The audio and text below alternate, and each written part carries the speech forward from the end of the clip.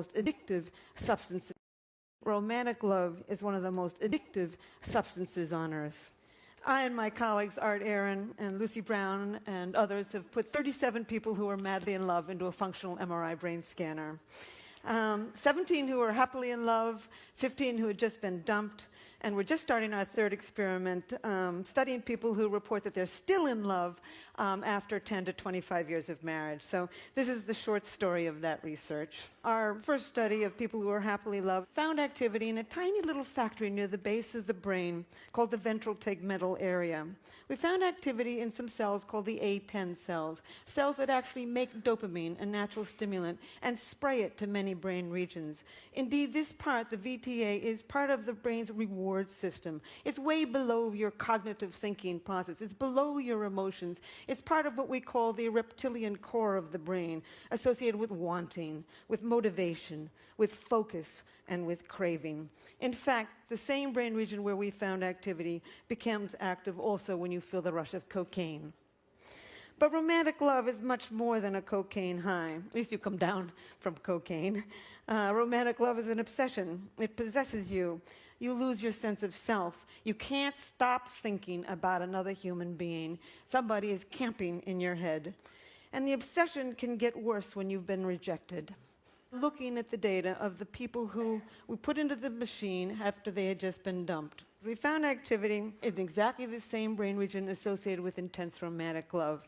That brain system, the reward system for wanting, for motivation, for craving, for focus, becomes more active when you can't get what you want. In this case, life's greatest prize, an appropriate mating partner. We found activity in other brain regions also, in a brain region associated with calculating gains and losses. You're calculating, what went wrong? What have I lost? And indeed, it's this brain, part of the brain, the core of the nucleus accumbens actually, that's becoming active as you're measuring your gains and losses. So what have I learned from this experiment that I would like to tell the world? Foremost, I've come to think that romantic love is a drive, a basic mating drive. Not the sex drive. The sex drive gets you out there looking for a whole range of partners. Romantic love enables you to focus your mating energy on just one at a time, conserve your mating energy, and start the mating process with a single individual. I've also come to believe that romantic love is an addiction, a perfectly wonderful addiction when it's going well, and a perfectly horrible addiction when it's going poorly. And indeed, it has all of the characteristics of an addiction. You focus on the person, you obsessively think about them, you crave them, you distort reality.